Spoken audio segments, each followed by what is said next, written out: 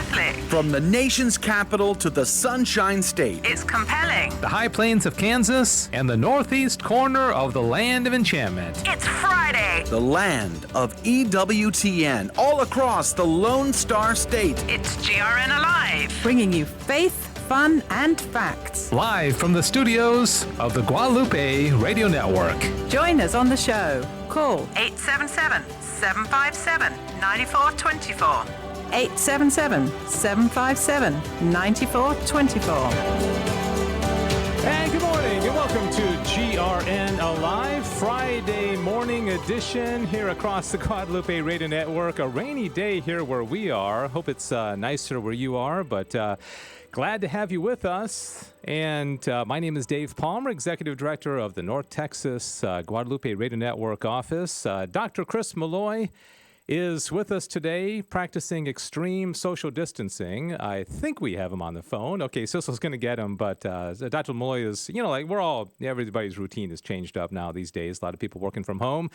And Dr. Malloy is going to be with us via phone this morning. Cecil Anderson is here on the other side of the glass, and Diane and Xavier and I are exactly 6 feet away from each other, right, Diane?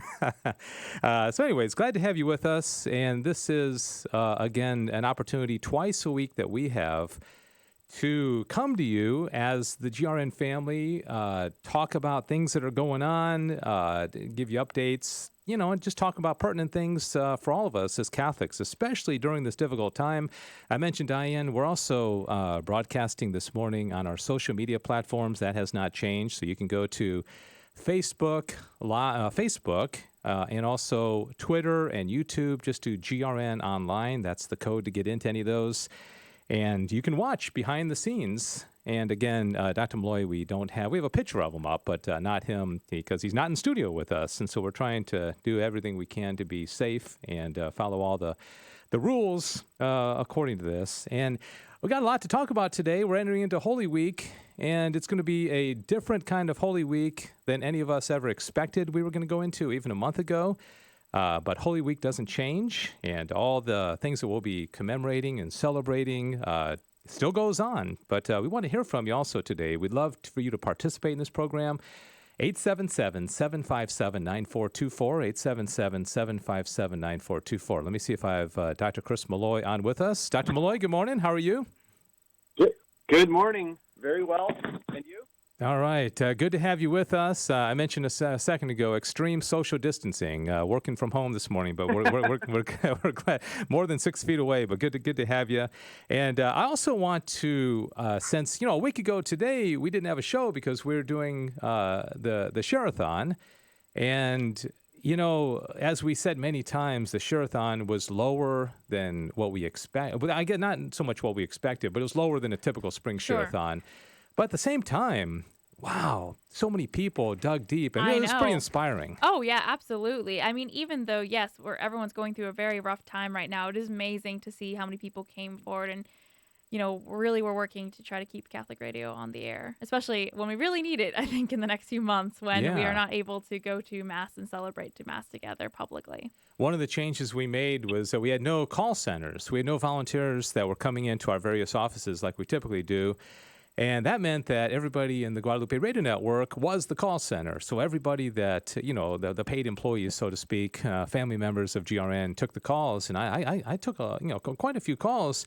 And one of them in particular really stood out to me. And this lady called in and she said, you know what, I still have a job, but I had a reduction in pay across the board. They're reducing all of our pay. She said, but it's still really important for me to support Guadalupe Radio Network. And she made a $50 a month donation. And that's, she could have done 10 a month. She could have done 30 a month. And I was really touched by that. And people who had lost their jobs, and unfortunately, there's millions of people that have lost their jobs. They were still calling in and saying, this is important. And so thank you very much. If you're one of the hundreds of people that called in last week during the Share-a-thon, very, very, very grateful that you did do that. And so, Catholic radio goes on, and as we said many times, perhaps more important than ever. Absolutely. So it is April 3rd, Friday of the 5th week of Lent, 2 days away from Palm Sunday. I can't believe that. And that's so weird. That we're so close to Holy Week. I mean, it's been such an interesting Lent. I saw something on Facebook that was, it's the lentiest Lent that we have ever lented. I was like, yeah, definitely. The lentiest Lent. Dr. Malloy, college professor over at University of Dallas. How has your life been? How has your Lent or how your life overall been going? I haven't really seen you much the last few weeks. Well, what's amazing at home is, you look out the window and you see old ladies getting on their bikes, wobbling around. You see people walking, keeping social distance, like with non-family. But I see a lot of people out and walking around. And it reminds me of that Simpsons episode where the TV got shut down and everyone kind of started blinking and going outdoors and their eyes adjusted to the sun. So there are beautiful things also at home. It's tighter, and so you can rub up against each other, and maybe there's a lot of people in a little house, but there's a lot of beauty going on. Like we're getting to know each other better, and we're talking more. I can see people cozying up more. There's always not a silver lining, but you have to look for what God is allowing and inviting us to in the situation. Yeah. And so I see a lot of beauty. Of course, the challenges are incredible. Now at UD, I'm working on we've all transitioned to online, so that's been quite the adjustment, and really miss the students. Yeah. As you talk about the change in family life, I've gone on more bike rides with my kids in the last 2 weeks than I think I did the previous 2 years. We're playing basketball together, and so there are advantages. In fact, we talked about that on the last program about in the midst of all the bad stuff going on with this virus, there are some advantages. The other cool thing is all the things that we commemorate during Holy Week, nothing changes. Jesus still entered into Jerusalem. He still died. He still was buried. He still rose again. And so nothing changes in regard to that. And I want to, especially during this hour, to hear from you, dear listeners, about what have you done that's worked as far as your limited ability to participate in the sacraments, but maybe you found a great site where you're participating via internet or, what are you going to do for Holy Week? Maybe some ideas of how you're going to make this special for your family under the circumstances that we're under. And, there's been a lot of people that have questioned the decisions that the bishops have made. And before we go to Cecil with the news, I just want to present a couple of perspectives. And then we're going to do Cecil's news. Dr. Malloy has some great information about the texts and the different liturgies that we're going to be celebrating this coming week. But two perspectives, just to kind of give opposite perspectives for your consideration. The one is a text that I got. And Dr. Malloy, I haven't shared this with you yet, so I think unless you've seen this, you may be hearing this for the first time. A friend of mine texted me this, and she had received it from somebody else. It said, the very first Easter was not in a crowded worship space with singing and praising. On the very first Easter, the disciples were locked in their house. It was dangerous for them to come out. They were afraid. They wanted to believe the good news they heard from the women that Jesus had risen, but it seemed too good to be true. They were living in a time of such despair and such fear. If they left their homes, their lives, and the lives of their loved ones might be at risk. Could a miracle really have happened? Could life really have won out over death? Could this time of terror and fear really be coming to an end? Alone in their homes, they dared to believe that hope was possible, that the long night was over and morning had broken, that God's love was the most powerful of all, even though it didn't seem quite real yet. Eventually, they were able to leave their homes when the fear and danger had subsided. They went around celebrating and spreading the good news that Jesus was risen and love was the most powerful force on the earth. This year, we might get to experience a taste of what that first Easter was like, still in our homes, daring to believe that hope is on the horizon.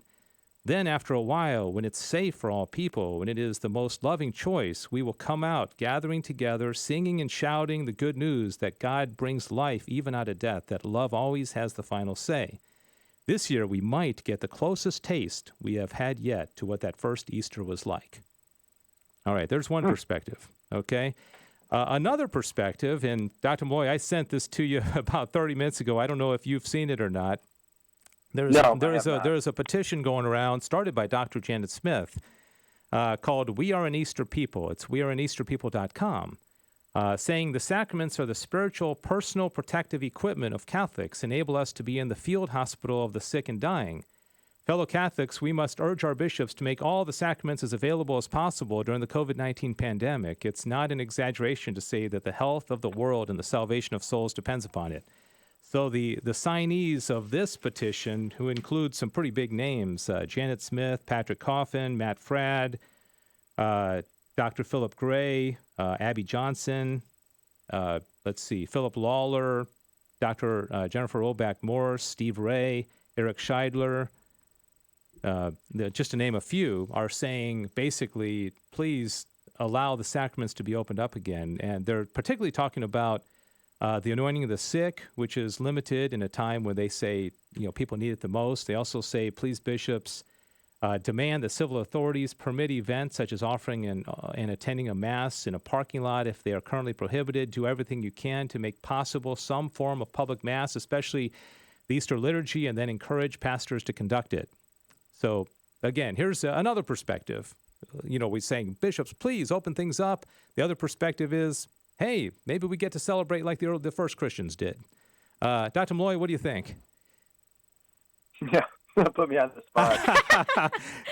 And I honestly, not to ride the fence, but I can see merit in both cases. 100%, seriously. It's not an easy decision on that. Well, it's such a difficult thing, and I tell you, I'm glad I'm not in either civil or ecclesiastical authority right? regarding that.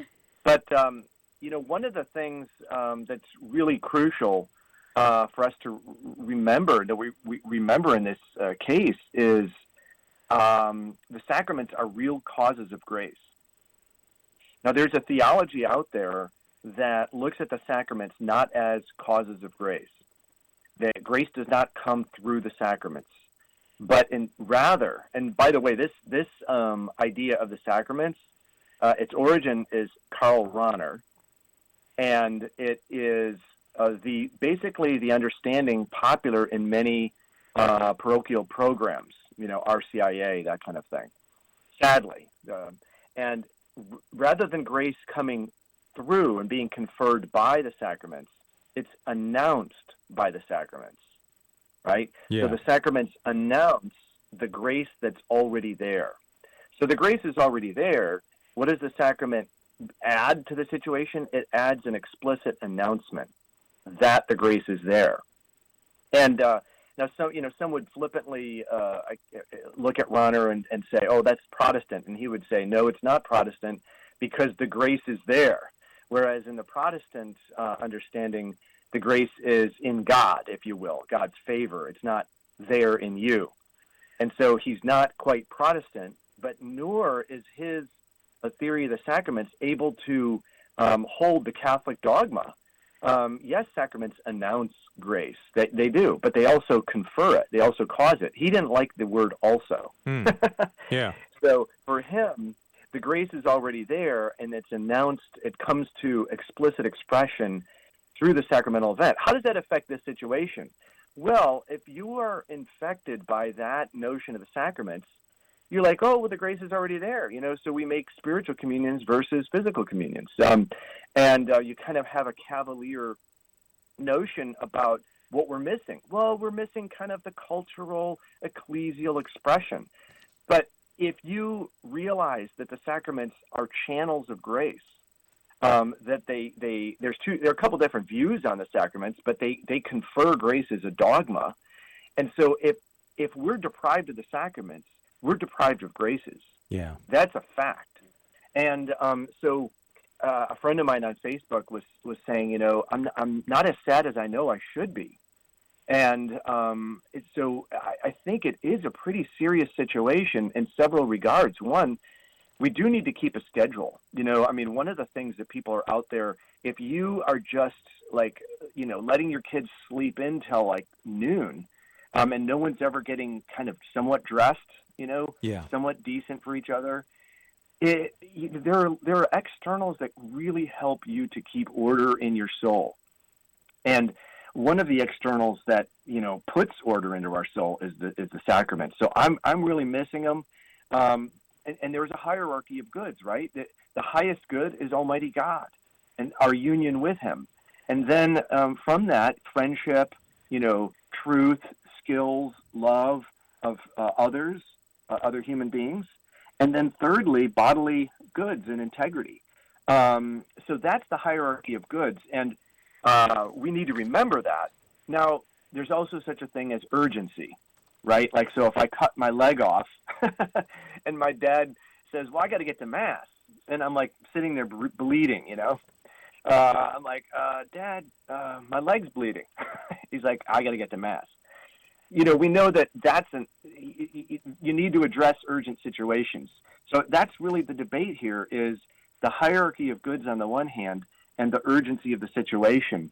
Very good. Hey, Dr. Molloy, let me. I invited people to call in, and I want to be respectful of their time. So, this show is going to be a little different because I asked people to call in, and I want to honor that. We still have Sissel's news coming up here in just a second. So it'll still be news. It'll still be news a few minutes from now. So let me go to phones, and then we're going to come back and continue. And I know, Dr. Molloy, you have some information about the texts and the liturgies that we're celebrating as well. Sissel has information about how the different dioceses and archdioceses are handling this week. I think it's pretty much uniform. I don't know if there's a lot of change from diocese to diocese. Maybe that's a good thing. But I want to go to the phones, and dear listeners, call us up. What do you think? What are you doing this week? How is this Holy Week going to be different from you? What are you doing at home with your family? How are you going to celebrate these the holiest week of the entire liturgical calendar?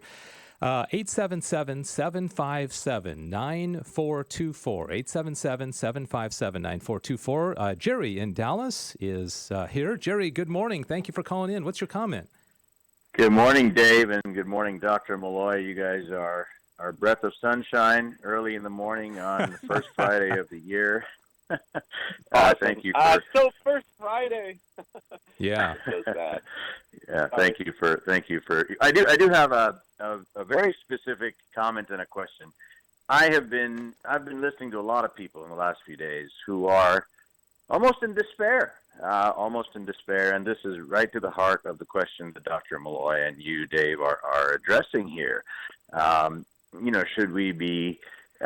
Do we have any control over what happened? Well, most of us would say we didn't have much control over this, that a little microbe took control away from us, and then the civil authorities, and then the ecclesial authorities, as you guys just mentioned. But I have a little bit of an issue with those that think that we've all, because of this,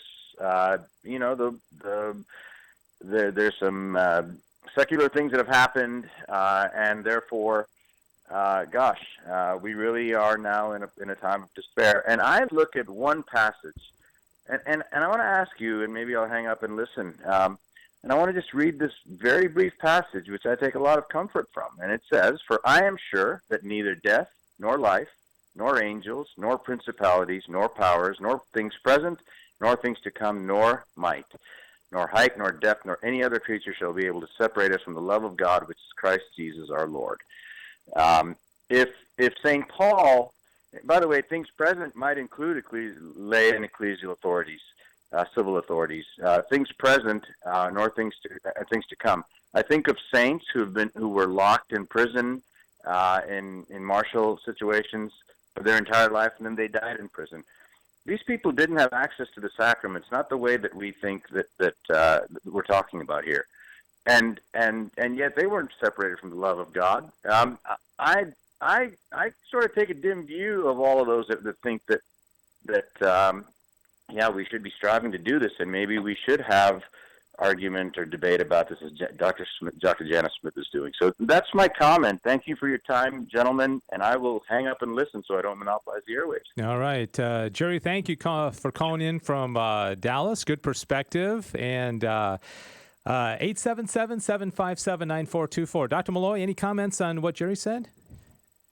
No, it's a fantastic comment. I mean, as you indicated with the two perspectives, now let me comment on this.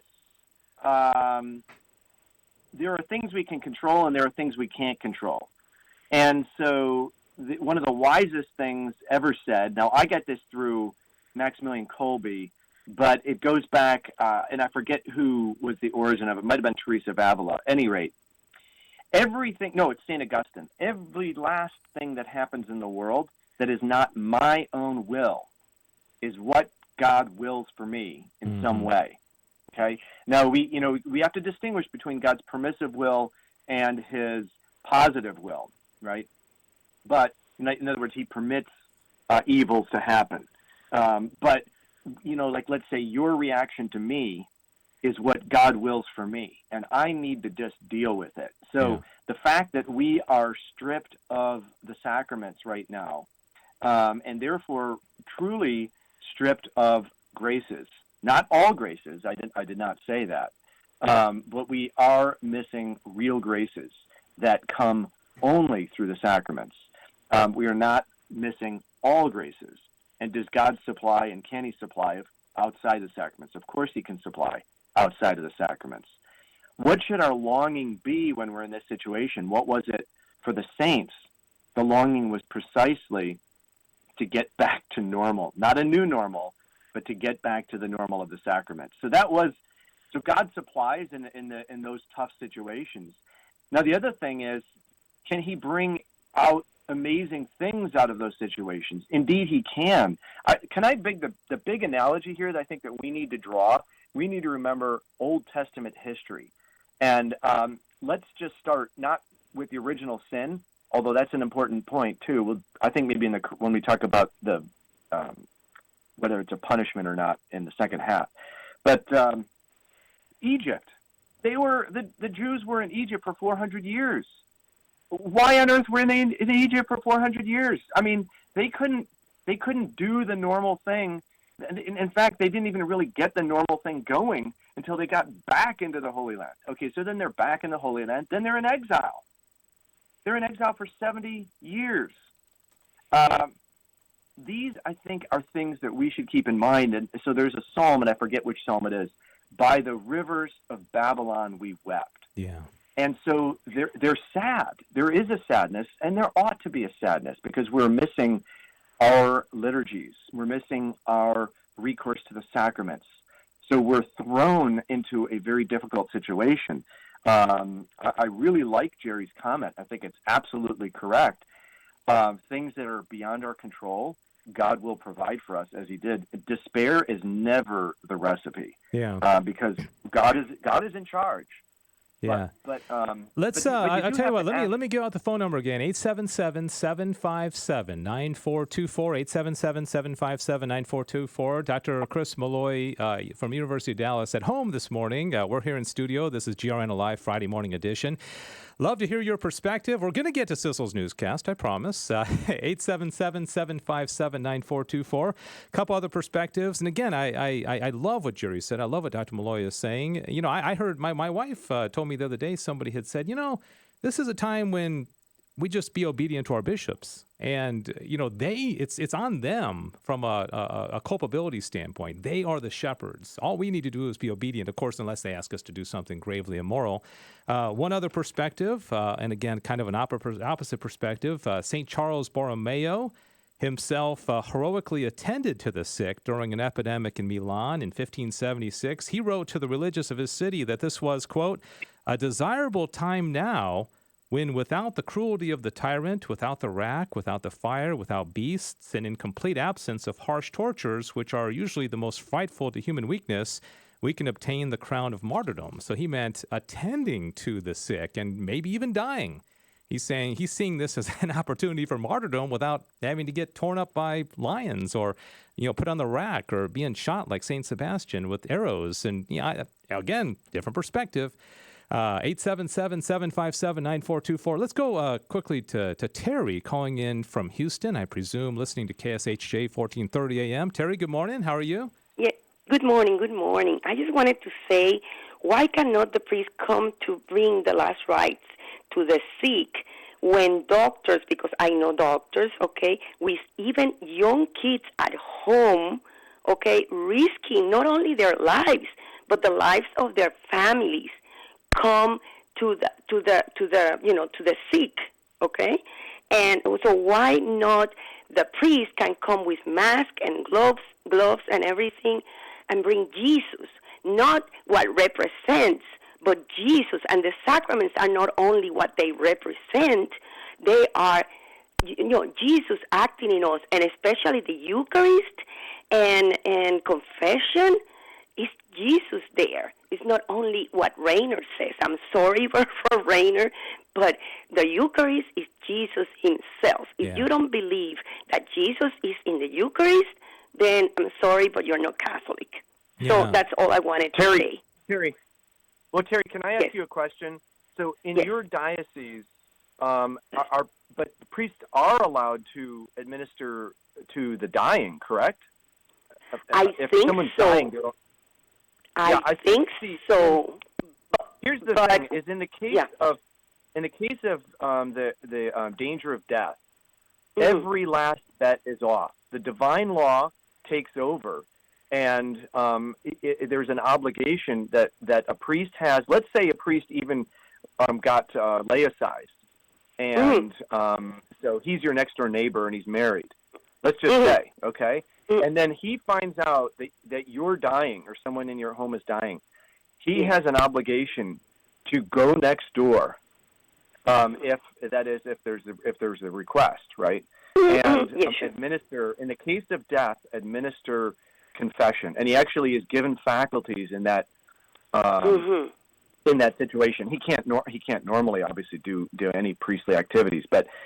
So I just want to qualify. We're talking about maybe your bishop has a thing where if someone is sick but not on the deathbed, and that's what you're asking. Is that correct? No, well, I'm because really I've been looking at everything and reading everything because we go to mass every day and everything. But for example, I don't think we have confessions. They are trying to do confessions in the parking lot now, okay? But, I mean, they're like the doctor that I know many doctors because we live very close to the medical center, so they are friends, and they are not seeing priests there, and the people are dying, okay? So, and I know, and they are doctors that are very, very Catholic, very practicing Catholics. So, for example, one of the doctors that I know, he went even to the chaplain of the hospital. May I bring communion to the sick, to the ones that are dying? And well, because he's not ready for, he's not given the okay for that. They said no. But he is so sad because what he's seen. And, that's what I'm not saying maybe that our bishop is doing that, but I have read that other bishops, like I think Tobin, I think in New Jersey or over there, said, I heard last night that he said that the priest cannot do that. They are not going to give you the sacrament. So I don't know, if you can check on that, I'll appreciate it. Okay, we certainly will. And also, hey, Terry, let me tell you, thank you so much. I just wanted to point out real quickly that this We Are an EasterPeople.com website, the very, very first point that they make is that they're imploring the bishops they say, find ways that you and your priest can provide the anointing of the sick, especially to those at risk of dying. They say, number 2, if a state or local government prohibits priests from ministering to the sick in the hospital or in their homes, make a personal and formal request of civic leaders to permit such ministry. So if you're particularly concerned about the anointing of the sick, I would check this out because even before they get to the public celebration of Mass, these are the things that they're most concerned about. So, Terry, thank you very much. We're glad you're listening in Houston, and we appreciate the call this morning very much. 877-757-9424, 877-757-9424. All right, we are going to take a break. And when we come back, we're going straight to Sissel's Newscast, I promise. Kind of flying by the seat of our pants this morning, but we do appreciate the calls. I know this is on everybody's heart, and we all are concerned because we love the sacraments. We love the Eucharist. We love our bishops, our priests, and we're just trying to do the right thing, right? Let's hear from you. What are you going to do this coming week to make Holy Week special if you are not able to publicly participate in the various liturgies and masses? We'll talk about that in the second half of the program also. And quick break now. We'll be back with GRN Alive Friday edition after this. Why is the Guadalupe Radio Network involved in radio? For one purpose only, to save souls. The GRN was formed with the belief that if we share the truths of our Catholic faith and keep a strong prayer life, people will be moved to respond to God's invitation to return to Him. Only God can change hearts and lives, but He does use instruments to carry out His work. And we are so blessed that the GRN is one of His powerful instruments of evangelization. However, we have to be open and willing to let God work through us. And this is what you, as part of the GRN family, have done through your prayerful and financial support. And for this, we are truly grateful that you have joined us in this great effort to save souls. This is Len Oswald, President of the Guadalupe Radio Network, with your GRN Family Minute. We are your Catholic radio, radio for your soul. Solidarity HealthShare is rebuilding Catholic healthcare in America. We conform to the moral guidelines of the Catholic Church, so you never have to worry about your healthcare dollars paying for anything that violates your conscience. From conception to natural death, we strive to serve all healthcare needs, protect human lives, celebrate families, and promote the dignity of all people. Join Solidarity HealthShare in restoring and rebuilding authentic Catholic healthcare by signing up at solidarityhealthshare.org, a sponsor of the Guadalupe Radio Network. So the neighbor who we've spoken to, just in greeting, but who I don't believe has ever spoken back to us, out of the blue, surprised us. One day we were getting the kids in the car for Mass and asked us if we were going to Mass. I was dumbstruck for about probably 10 seconds. It was great that we had an opportunity to share about our parish and that we were Catholic. Turned out she was Catholic too, and she assumed we were because of the bumper sticker on our car. The Guadalupe Radio Network, radio for your soul. All right, we are back. This is GRN Live Friday edition. Make sure you tune in Monday at the same time. Joe and the crew from the Houston studio will have more information, more updates on what's going on, and keep you informed. And so tune in to Monday GRN Live as well. 877-757-9424. Sissel was jokingly saying, Dave, the newscast isn't that big of a deal. I've been building it up for 30 minutes. Don't worry, we're going to the news. I'm like, okay, don't expect anything crazy. Yeah, right. So I got high hopes here, man, Sissel. This is awesome. Exactly. I'm literally on the edge of my seat waiting for this newscast. So anyways, what's going on? Well, Dave, it's very hard to find news, I will say, that is not related to the coronavirus, because that seems to be taking the forefront, obviously, of everyone's mind. But other news does go on. I mean, it's not like everything else in the world has stopped. I know. But it seems I swear, I had to type in non-coronavirus news right. and see what I could things find. Pop up, right? Yeah, exactly. But one thing I wanted to bring up is that we're at the time of the year where usually there's quite a lot of pro-life movements going on, usually the 40 Days for Life. Unfortunately, that campaign has had to be suspended for this year because of the virus. But in the midst of all this, Northern Ireland has passed a law that is no longer protecting babies until for the first 24 weeks. Unfortunately, and the bishops wrote a statement there that they think we have in this crisis, when we're talking about that everyone, regardless of age or ability, gender or background, has the right of life, especially, with people that are dying all around the world. They are very disappointed and dismayed by this decision. Before this, Northern Ireland's law only permitted abortion in cases where a woman's life was at risk or where there's a permanent or serious risk to her mental or physical health. But now it is no legal protections for unborn up to 12 weeks into pregnancy. So that's a very sad thing. And in the States, interestingly, on the other side, because of the coronavirus, several governors have shut down any non-essential medical procedures, and that includes abortions in several states, including Ohio, Louisiana, Mississippi, Indiana, Iowa, and Texas. Texas, there was a little wobble, but I believe at the moment it is still not legal unless in case of a quote-unquote emergency. But it's just an interesting thing that's happening at the same time as all this. And it's interesting also that some of the pro-abortion politicians sound very pro-life when they talk about coronavirus. They talk about every life is sacred, and which of course we know is true, and we need to protect the elderly, but there seems to be this disconnect when they say at the same time, let's kill the babies. They're like, no, in the we womb. need to keep funding Planned Parenthood during this time. They really need our support. And I'm like, really? Really? Is that what we need to be supporting? But other than that, Dave, obviously, the coronavirus in America, it's gotten pretty high numbers. We have in the U.S. cases of over 240,000. Yeah. Worldwide, over 1 million, and deaths in America are about 6,000 at this point. And it's really interesting to think about America, how big it is. 3 in 4 Americans are under stay-at-home orders. Wow. Which is kind of crazy. And so we've talked a lot about this flattening the curve sort of thing, and, which countries should we model after and which ones we shouldn't. And according to an advisor who's advising the Trump administration during this pandemic, says that we aren't doing as well as she'd hoped. This is Dr. Deborah Bricks, that people are still falling sick. A lot of the country's been under lockdown or stay-at-home orders. These people who are getting sick now are people who are getting sick after their states have been under. Yeah. So clearly, people are not following what the government is wanting us to do at this point of like social distancing and such.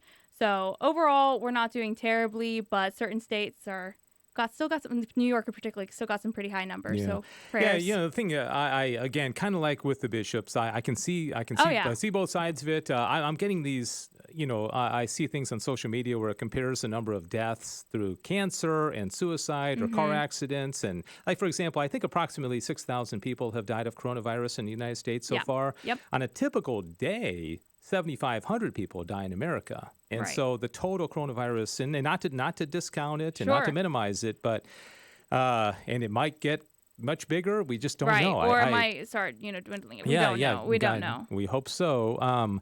All right. Well, thanks. So that was a great newscast. We appreciate it very much. All right. We're going to go to Dr. Malloy because I know Dr. Malloy has got some information about the rites, the texts, the liturgies that we're going to be participating in one way or the other during this next week. And I'd love to get your comments. What are you going to be doing at home? How are you going to make sure that Holy Week is truly holy at your home? If you want to chime in, 877-757-9424. We heard from Houston. We heard from Dallas. We'd love to hear from San Antonio and D.C. and West Texas. It sounds now like the Share-a-thon all of a sudden, But we just call in and let us know how you're doing, what you're going to do this week to make this a special week, the biggest week in our liturgical calendar, 877-757-9424. All right, Dr. Malloy, what have you had for us as far as the text, the what we can anticipate this coming week?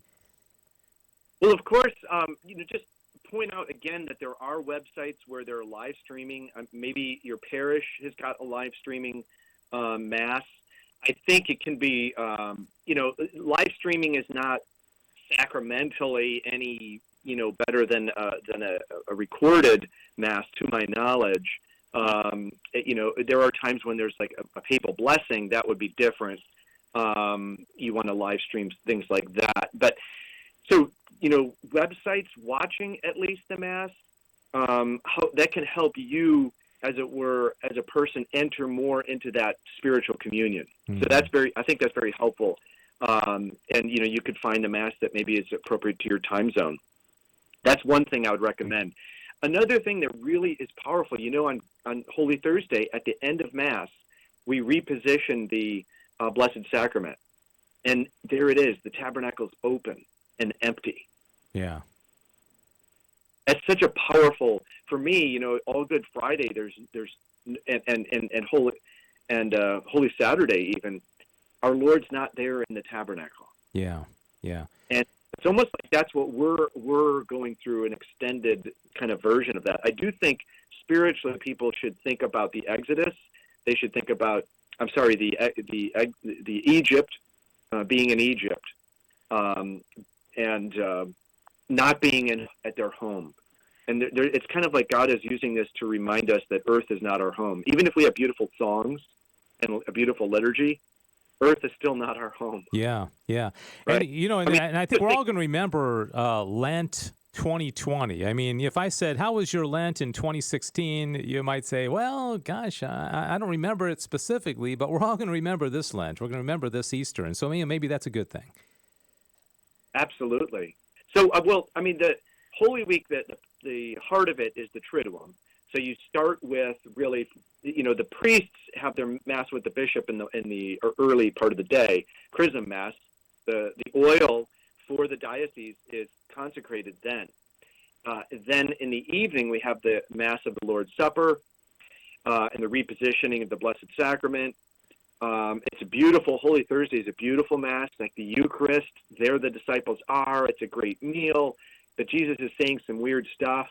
They're like, not sure what you're talking about there, but we like being with Jesus. It's a great, And then they're taken across the Kidron Valley, and, he's betrayed that very evening. So there's something really stark. We're entering the Lord's Passion. So we're invited during Holy Week to enter our Lord's own passion, where he leaves this world and goes to his Father. And that's just like us leaving Egypt and going to the Holy Land, or leaving the world and going to our heavenly homeland, because this is not our lasting home. Yeah. Good Friday, of course, it's the celebration of the Passion, and then the evening, Saturday evening, which my daughter always wants to go to, and I'm always too tired. There's the vigil, the Easter vigil. Yeah, right. Beautiful That's often a very, very long Mass where, that's the other issue is this is when typically the RCIA candidates come into the church, and every diocese is going to be doing things a little bit different this year. Yeah. Let me, Dr. Malloy, because I know we're not finished. I don't know if you had some comments about Easter as well. Let me go to a couple of calls, and then we'll come back to you. Maria is in Dallas and has a quick comment for us. Maria, thank you for calling GRN Live. Good morning. How are you?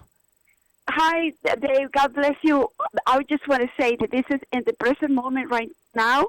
We have this problem, right? It is huge. The problem is that this virus is very contagious and more powerful than the regular flu.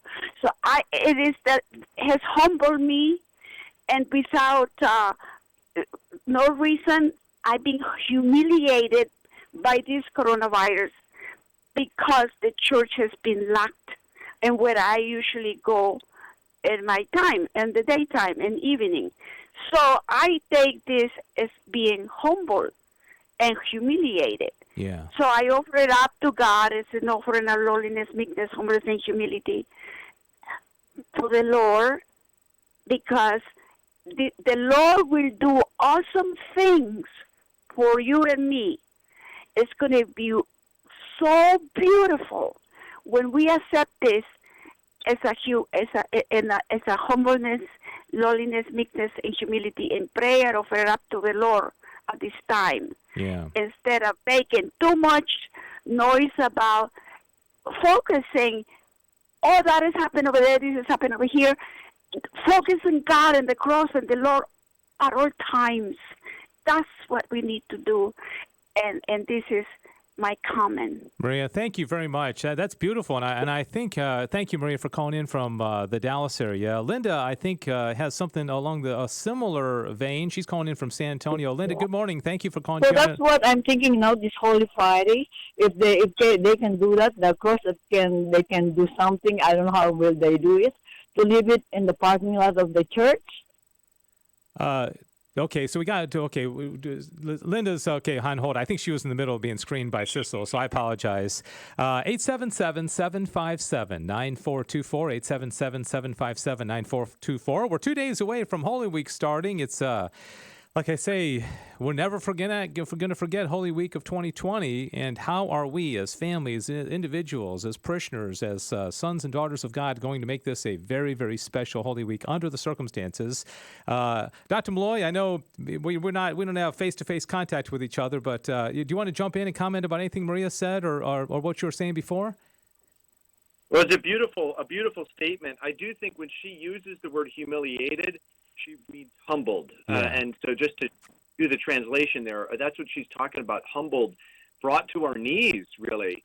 And I have to bring up the whole issue of divine punishment, right? It's important here. Why? Because I, in my personal opinion, well, let's talk about the big thing. The reason why any human suffers is because of original sin. That is the church's teaching. Now, whether this particular thing that I have, let's say a broken leg or I'm blind or whatever, whether that's due to my personal sin, that's a completely different matter. And Jesus rejects the notion of every last suffering is due to my personal sin. Yeah. That's false. Jesus rejects that. On the other hand, the reason that anyone suffers is because of Adam's fault. That's actually the church's teaching. Now, what do we do about it? We can embrace it, and in embracing the consequences of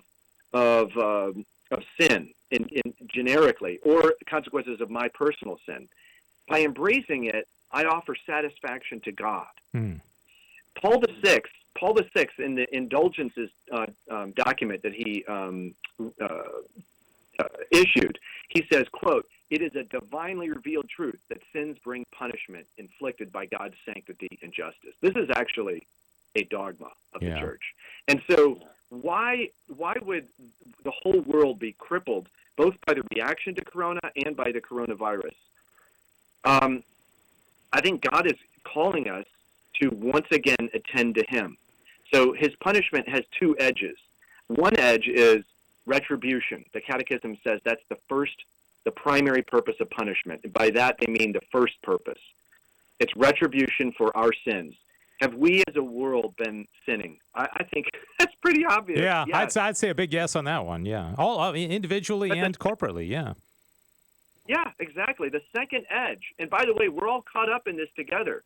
The second edge of punishment is correction of the wrongdoer. So God always has a higher goal for us, and the higher goal is, do you remember me? And the Jews talked about that. He punishes us because he loves us. He wants us to attend to him. So chastisement is a nice word there. The Marian apparitions talk about this, right? Fatima talks about this. Not just Fatima, but Akita. And there's another one, Our Lady of Revelation, Bruno Cornacchiola, an Italian in 1947. People can go look up on the internet. There's a Cardinal Jose Martins, who wrote the preface to the English, to the publication of Bruno Cornacchiola's alleged apparitions. And the Cardinal says that they're important to attend to, especially in our day and age. Yeah. I think, honestly, we're brought to our knees right now to remember who is ultimate, God. Yeah, very good. Let me, Dr. Malloy from the University of Dallas joining us from home today instead of in studio. I want to go to Linda. I tried to go to her a second ago. I think she has something along the same lines. Linda from San Antonio, I presume listening to the mighty KJMA 89.7 FM. Good morning. Thanks for calling. Well, what's your comment? Oops, I think I may have lost Linda. Did I really do that? I think I lost Linda. Linda, call back. I'm sorry. Man, we're just having a day today, this is aren't a doozy of a day. Linda is going to exercise a lot of patience and long suffering with us today. So anyways, no. Dr. Malloy, I think you only have a couple of more minutes. I got a comment from Jesus on Facebook asking for that reflection that I read earlier in the show about, Easter Sunday and celebrating this Easter like the Christians did in the first Sunday, being locked away in fear in their, quote, home, so to speak. And I'll make that public and put it up on one of our social media sites if you're looking for that. It is pretty cool. So anyways, I think Linda, Cecil, do you want to kind of summarize what Linda was going to say since you talked to her a couple of times? Yeah, Linda wanted to stress that she thinks this is a time that we all are called to get on our knees and ask God for forgiveness, just because she thinks with all the sin that's in the world, it might have some effect on what her thought was that on the coronavirus, and that this is the chance for us to cleanse our souls, sort of. And it is a good opportunity, especially in Lent, to ask forgiveness for our sins, especially if we have any sins that we've been holding on to and such. So that was kind of what her point was going to be. And Dr. Malloy, you kind of mentioned about the Fatima and the Akita and Our Lady of Revelation that I hadn't heard of before. But people are kind of reluctant sometimes to say that this is a chastisement. It doesn't sound, pleasant or nice to think that God is going to, quote, discipline or chastise his people. But I think we got to keep that on the table, at least, like in the big picture of how God, in God's divine will, he, brings his people back to himself. Would that be a good way of saying it? Yeah, absolutely. I mean, let's look up the Catechism's treatment of punishment. There's two edges. Actually, there's four edges, but I'll just talk about the two. The first is retribution for an injustice. So when we sin, it's like we're turning we're turning things sideways. And what punishment is wait a minute, your will wanted it sideways. well, your will's going to have something go against it so that we can put it back straight up and down, right? So what a punishment is something that goes against our will. It's a pain against our will because of our indulgence, our fault. But that's not the end of the story. That's the point. The end of the story is the invitation to the higher good, the correction of the sinner. Would a comparison of a parent disciplining a child, whether it be spanking or corner or timeout, we don't do it because we dislike our child. We do it because we love them. I don't know if that's an apt comparison or not. Yeah, exactly. Yeah. There's only one punishment that has no final remedy, and that's the eternal punishment of hell. Yeah. So that is simply a retribution. There's no higher hope for the damned. Yeah. And by the way, let's remember, let's avoid damnation, right? If we want to look at divine thought on divine punishment, look at Romans 1 and 2. Yeah. Which is both an invitation to something higher and a retribution for wrongs that we've done. Purgatory, that's the other thing is, when we die, everything's going to be hunky-dory. Well, if we're in the state of grace, in the end, it will be. But purgatory is a place of purification and punishment. And so now is our chance. Now we can do it freely. We can enter into the divine justice now. In purgatory, most of the reports that saints have is for a good while, it can be pretty excruciating. Yeah. I think people just think it's kind of like a holding tank until you get into heaven. Just wait there for a little while, and then everything's going to be just hunky-dory. Dr. Malloy, I know you got to go. We're going to take a quick break and come back with our last segment of GRN Alive. And we're talking about, under these circumstances, it's like, what do I do? Of course, we spend time with our kids. How do we grow in our faith? We listen to Catholic radio. We watch EWTN.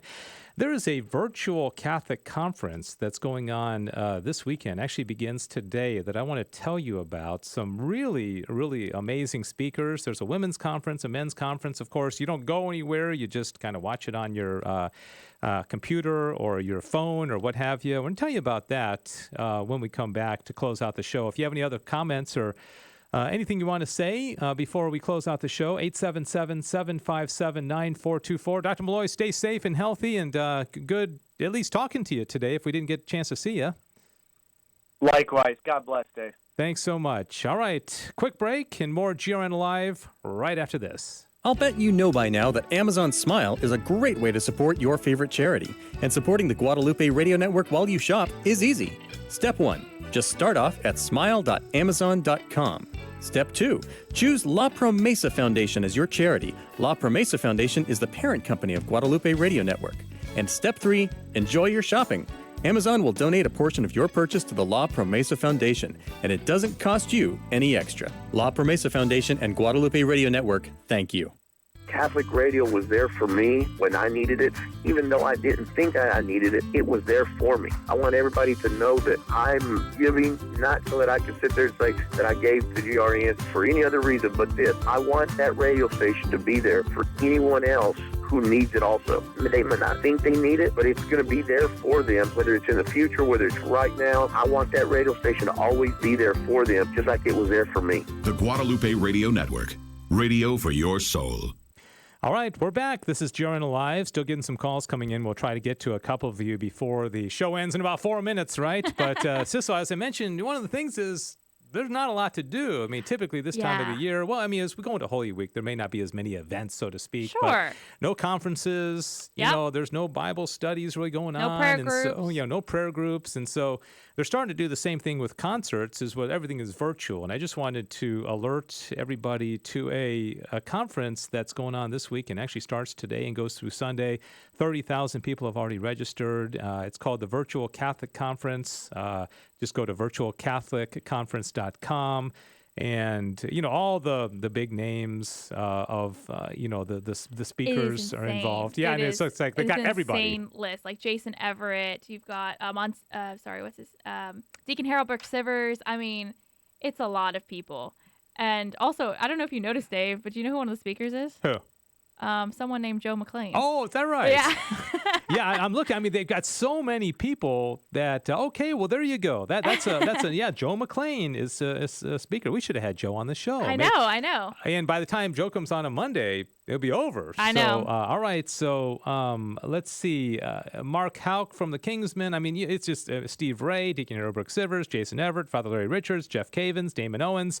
Pretty much everybody. Are you speaking at it, Sissel? I guess you may be the only person that isn't. Of course, I'm not as well.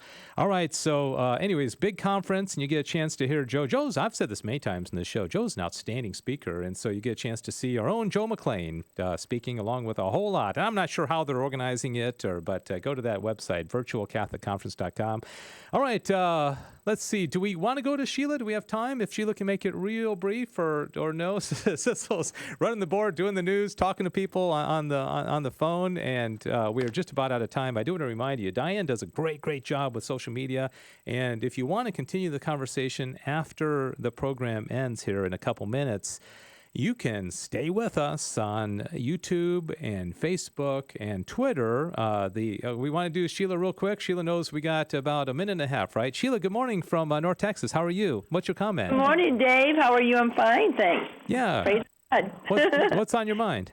Well, I wanted to say this from the words of our Lord. This too shall pass. Amen. And I will make all things new. So let's just be patient and obedient. And, we can watch all the masses streaming and everything else on the TV, Word on Fire, our own priests, our bishops, and just spend that time, each hour, whatever, half hour, whatever it is on Mass, and really pay attention and don't do anything else. Yeah. And then, think about signing that petition with Dr. Janet Smith, because that way they can maybe have like outdoor in the parking lot masses, whatever. We can't have communion, but we can at least go and have a blessing. Yeah. Yeah, that's good. And the petition is done very respectfully, and it's certainly acknowledging our shepherds, our bishops, and their authority, because, they're just saying, the bishops want to hear what we have to say. And so this is just a way of kind of doing it organized in an online fashion. Well, Sheila, this too shall pass is a great slogan for how we should accept this. Thank you so much for calling in. Thanks, everybody, for listening. May God bless you. Have a great start to your Holy Week on Sunday. And Joe and the team will be back on Monday. And we'll stay on here for a little while with our after show if you want to hang out with us on YouTube and Facebook and Twitter. God bless you, and have a great Friday and rest of your weekend.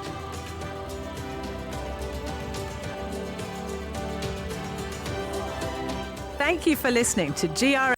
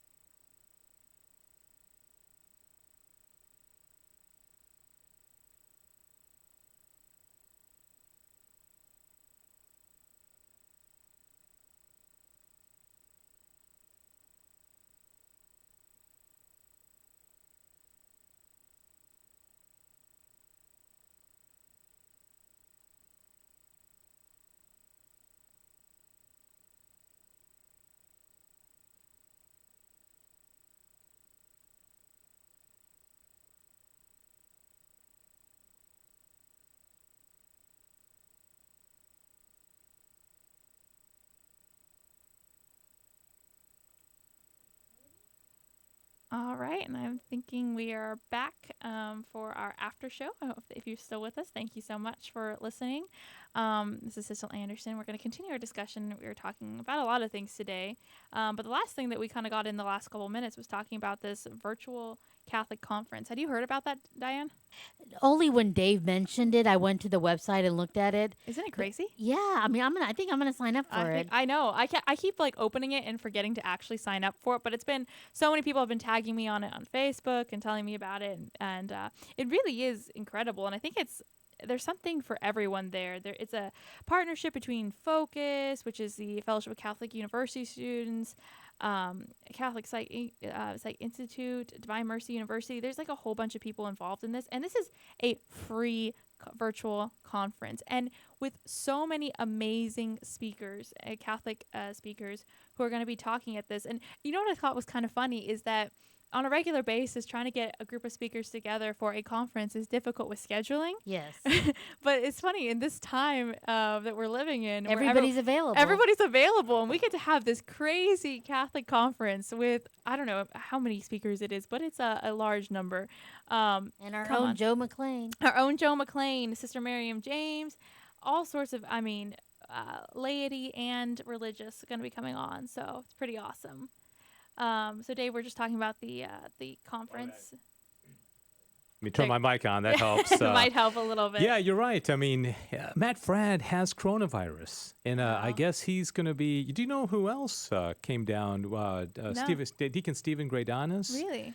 Who's the Catholic film critic? He apparently has revealed that he has the coronavirus, and so it's certainly Dan Burke from EWTN and I guess Register, the National Catholic Register, I think he works with, or Avila Institute, I think is the name of his group. All right, so if you are watching us on social media, Facebook, Twitter, are you monitoring all of them, Cecil? I am. Okay, I ask you that every week, and you always say yes, and so I don't know why all of a sudden, no, Dave, I quit that. I'm not going to do that any longer. Well, you know what? We're all got like stay-at-home brain, Yeah, so yeah. I wouldn't be surprised. I had a lot of people on social media say they wanted that reflection on Easter. Do you mind if I just say that again real quickly? Sure. And all you people type it as I say it, okay? No, I'm kidding. I think this is really an interesting perspective that many people don't have. So if you're listening, I'm going to read it off my phone. The very first Easter was not in a crowded worship space with singing and praising. On the very first Easter, the disciples were locked in their house. It was dangerous for them to come out. They were afraid. They wanted to believe the good news they heard from the women that Jesus had risen. But it seemed too good to be true. They were living in a time of such despair and such fear. If they left their homes, their lives and the lives of their loved ones might be at risk. Could a miracle really have happened? Could life really have won out over death? Could this time of terror and fear really be coming to an end? Alone in their homes, they dared to believe that hope was possible, that the long night was over and morning had broken, that God's love was the most powerful of all, even though it didn't seem quite real yet. Eventually, they were able to leave their homes. When the fear and danger had subsided, they went around celebrating and spreading the good news that Jesus was risen and love was the most powerful force on the earth. This year, we might get to experience a taste of what that first Easter was like, still in our homes, daring to believe that hope is on the horizon. Then after a while, when it's safe for all people, when it is the most loving choice, we will come out, gathering together, singing and shouting the good news that God brings life even out of death, that love always has the final say. This year, we might get the closest taste we have had yet to what that first Easter was like. All right, there it is. We'll definitely post that on the Facebook link on the comments. I think so people can see it there. So again, I hate to kind of be this like fence rider, but I tend to think like, do I want to sign the petition? Yeah, there's part of me that's like, I wish the bishops would open it up. Are there some advantages, like this says, to just kind of hunkering down in our home? And because it's allowed, it's not like we're doing anything wrong, right? We're watching it. So I don't know. I guess I have more of a passive approach to it. To me. I think I do too. I mean, again, it's a really hard situation. I mean, again, we're not the ones making the decisions on this, and that's a lot of pressure, and it's a lot of responsibility on what is the right thing to do. But I definitely think that we all need to be really conscious of this Holy Week is not going to be, oh man, look, we don't have to go to Mass this week. No, we should be focusing even harder on meditating on Holy Week and everything that's happening during Holy Week, and be stopping and praying at maybe 3 p.m. every day, stopping and praying. Mhm. Just making those different little reminders for yourself to keep in the mindset of Holy Week, because it's going to be difficult not Yeah. having it, you know. I do Exodus 90, and I have a Mm. group of brothers, so to speak, that I do this with, and we had a Zoom call last night where we were all together, from our homes, and we asked the question. We said, is all this making you more active in your faith life or less active? Right? Are you doing the like you're talking about, Sissel, or are you finding yourself drifting away? Right. All four of us said, unfortunately, it's the opposite. We're Right. not doing as much. We're not, it's not helping us. Which is so interesting, because I feel like we've been given this opportunity where normally, what do we usually say when we don't pray enough, when we don't get to Mass? What do we usually say? I'm too busy. I don't Mhm. have enough Yeah. time. Yeah. I have to go to work. I have to get the kids to this. I have to go, from this. I need to clean my house, whatever it is. And then in the last couple of weeks, a lot of that's been canceled. We don't have events to go to. Yeah. A lot of our activities have been postponed. Schools are, going virtual. So we have a lot more time in our days, but yet we still find it's not the first thing we turn to, is to make more time to God. I'm also in that group. I'm not saying that I'm doing this magically, but it's interesting. Yeah, it sure is. What do you think? We've had some comments on Facebook. Most of it is asking for that reflection that I shared about Easter, and it is a different perspective on it. But if you are watching us, let us know what you think, what you're going to do. It was nice to have calls. We had more calls on this program today than I think we've had in quite some time, which was nice to hear what we heard from San Antonio, even though I bungled her call and hung up on her, and dear Linda. We were just having some issues there today. Yeah. And, happens. dear Maria, our friend, called Yes. in and talked about how this is really, as she said, humiliating her. And then Dr. Malloy kind of corrected and said it's more like it's being we're humbling. And I think everybody's being humbled. I think, the medical professionals, when they're saying, we can't control this. I mean, we think that we can control everything. You get a cold, you take medicine. You Yeah. get a sore throat, you take medicine. Now they're saying right It now is we can't do interesting. anything. It is interesting, because I've heard people who work in the medical field in the past have said, like, in the last 100 years, we've made the most strides that we're probably going to make for many more hundreds of years in the medical field.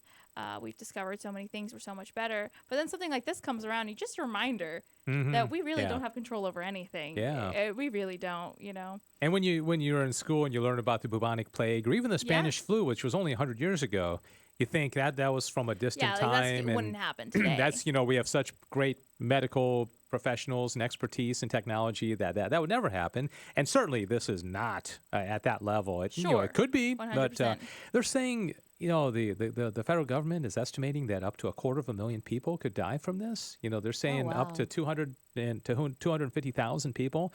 I don't know if they purposely project high, so that when it comes out to be 100,000, which would be horrible, they can at least say, well, it wasn't as bad as we thought. I don't know. I don't know that anybody knows. I know. I mean, it's one life it lost is obviously tragic and stuff like that. In our county locally, they give updates every day about how many new cases there are, if anyone's died from it. And in my county, it's all of 5 people have died from it. But still, to me, that's in my county. That's very Denton personal. County? Denton County. And I'm like, wow, that's even though some people are like, oh, we're doing really well, we're flattening the curve. I'm like, well, yes, but people are still dying, and it's still tragic, and it's still sad. There was a press conference. President Trump is doing the press conference every day about this, and one of the reporters, I think, was asking him a trick question to stump him. But he said, "How many deaths are you willing to tolerate?" And Trump's answer was great. He said, "None." I don't want any deaths. Of course, there already have been deaths, but I think that the reporter was trying to get him into a position where he said, well, 150,000. To trap him into something. There was a trap, and I thought his answer was great. It's kind of almost reminded me, not to compare Trump to Jesus, but when they were always trying to trap Jesus and ask him trick questions, Sure.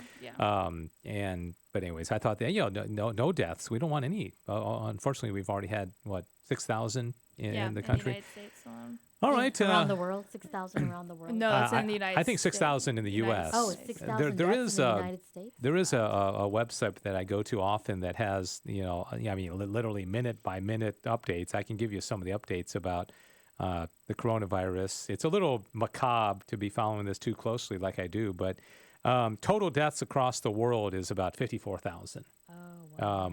Total recovered, 219,000. That's good.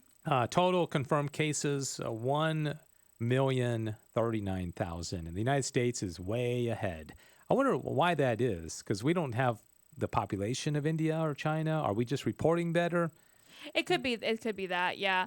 I know, there's some states that are making up a good portion of those cases and stuff like that, particularly in New York and New Jersey, where it's like much more close quarters, more public transportation, where I think it's getting Italy has passed had along. 14,000 deaths. Oh my gosh. But their number of cases is dramatically lower. So That's their good. death. So they're on their hopefully. Yeah. So their infection to death rate is much higher than the U.S., where they don't have as many cases, but they have many more deaths. So I don't know how that's working out. So. All right. Well, so what is your family going to do for Holy Week? Or That is such a good question. I don't know if we've fleshed out exactly what we're doing. My sister and I are working from home some days. I'm coming into the studio on other days. So I guess it's all just figuring out when we all, as a family, can get together. Something I didn't actually end up getting to talk about on the air.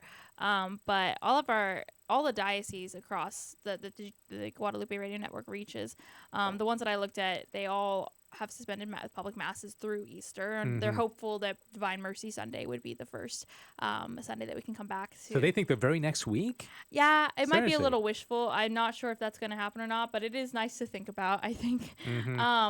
But out of them, I would like to say that all the dioceses are doing a very good job of coming up with ways to keep everyone connected, and several of the dioceses, like San Antonio and I think Birmingham, several of them are going to be broadcasting their masses, some of them on local TV stations, all of them at least on their social media. The bishops are going to be performing their vigil masses. Obviously, the people that would be coming into the church, they're having to postpone that part of the Easter Vigil, so no baptisms, no confirmations during that time. And I think like the chrism oil blessings has also been postponed in a lot of dioceses. But all the diocese websites that I went to, they have great resources during this time too about what you can do as a family during Holy Week. So I would just encourage everyone to go look at their local diocese. Yeah, I'm sorry we didn't get to that during the show. Okay, I had you do all remember- this research, and then, sorry, we Well, didn't have time for I it. became very informed with everyone's websites. Yeah. So you can just text Sissel anytime during the weekend, and she'll let you know what your website is for your diocese. That's a great opportunity if, instead of wasting your time on the internet. Yeah. Go to the diocesan website. Go to the diocesan website. Or many have Facebook pages where they live stream absolutely. the Mass and the Vigil. And individual parishes are as well. That's, it's one of the times we often complain about everything that social media and the internet and how it's not always healthy for all of us to be on it constantly. But in a time like this, it's actually keeping us connected, and it's giving us opportunities like this virtual Catholic conference where we can learn more about our faith. We can watch our masses, our parishes. They're doing lots of updates about, continuing teaching for the different age groups and stuff like that. And they're really cute. And our pastor did kind of a little vlog around the church and keep everyone updated with what's happening. Like, we're still watering the plants. We're still, it was quite sweet. Yeah, you got to, every pastor has to be pretty technologically savvy. Yeah. I mean, during this time. Getting a crash course in it. What do you think of this quote from St. Charles Borromeo, where he sees, particularly with priests and bishops, an opportunity for martyrdom? And I wonder, and this is kind of a provocative question, and you don't have to answer it, but would you be willing to go into a church, even with the risk of getting this virus, if you thought there was a pretty, decent risk of getting the coronavirus? I mean, and I hate to say, is the Eucharist that important to you, but is it more important that we receive Jesus in the Eucharist, even if we put our health at risk? I mean, I don't know. Does that make sense? Yeah, no, it does. Or do we just say, not that any of us would say, no, it's not important, but it's just that balancing act of saying, Right. Do we just say, well, in 3 weeks I can receive the Eucharist again, so I can just hold off, So for me, I think if masses were still being offered, I'd be there. Yeah. I would be there. 100%.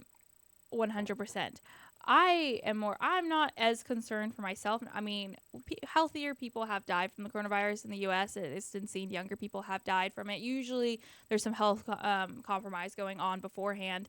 So I think, just with any flu like illness, there's always a chance that it could get worse.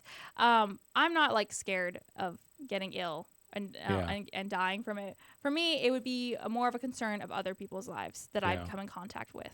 That would be my only concern, bringing it home to someone else. Yeah, and I think that's what a lot of people are concerned about is you get it. It doesn't just impact you. I mean, I think the weirdest thing about this whole virus, and I don't know if this is true with other viruses or the flu, is that they say that a lot of asymptomatic people are carrying it and are also infectious. Right. So, the three of us are, by all, looks, just very healthy right now. None of us are coughing. None of us have any signs. But doesn't mean we couldn't be carrying it. But what does that mean? Does that mean everybody has to lock themselves into their house and hadn't have any communication? And they're saying it could be transferred through the air, I don't know. At some point, you might just drive yourself batty thinking about, Yeah, definitely. And the longer we stay, stuck in our homes and stuff like that, there are other things. Like I'm always sad at this time when I think about all the people in nursing homes, all the widows and widowers at home who don't have family checking in on them. You worry about people and how they're doing. It's usually when you get to a certain age, if you sometimes get forgotten, and that gets very sad. And then now we can't even do anything. We can't even go. But with visit them. Zoom, I mean, That's true. 50 years ago, I think it would be really, really sad. And but I think like I had my family. We're doing Zoom conferences. It's pretty good. I mean, you get to see them. I don't. It's not like when I'm in the house with my mom and my sisters. We're all running around hugging each other. I mean, we're just sitting there talking like you and I are. I mean, if you're on a video screen, it's all right. I still get to see you. I get to see your facial expressions. And I don't know. What do you think, Diane? I mean, is Zoom, it's not the same as being there in person, but it's pretty better close. than nothing. Yeah, that's true. So at least we have the technology and tool to use to communicate and see each other online. The founder of Zoom is a Chinese American. Interesting. Yeah, I saw him on the news last night, and he's this may sound weird, but he's very Chinese. He's still got like the Chinese accent, but his company is based out of California, but he is of Chinese descent. But hey, his offering, his technology is blessing a lot of people right now. And aren't they like, usually there's like a limit, I think, on Zoom for like free what you can do, but I think they've lifted that. Well, a lot of schools are using Zoom Yeah. and other resources such like that. Even the local news, newscasters and weathermen and sports reporters and anchors are broadcasting from their home. Yeah. So, while the main anchor's at the studio. So they're practicing social distancing. Oh, yeah. So it's interesting to see how well Zoom works Mhm. in a live television setting as well. Yeah, sure is. All right. Anything else? Last thoughts? Thanks to everybody who's been hanging out with us in the after show. And again, going into Holy Week, very, very the highest week. And I will say, next year when we're going into Holy Week 2021, and I pray, God willing, that this whole coronavirus will be a distant memory.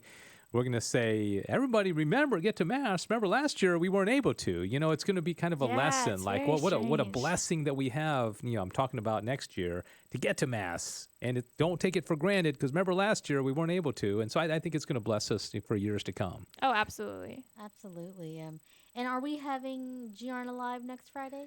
I don't think so. Good Friday. You had brought it up before the show, and I had said at that time, I was like, I haven't even thought about that. But I don't think we typically do that. We're going to probably have national EWTN programming. probably has a special programming all Yeah. weekend long, so you can look forward to that. Might be a good opportunity for us to do some extreme social distancing and just stay home and see what EWTN has to offer that time. So, yeah, definitely. anyways, and I do want to publicly thank you two for being here all last week while I was in the comfort of my home and doing the share-a-thon. And we thank everybody again for your support.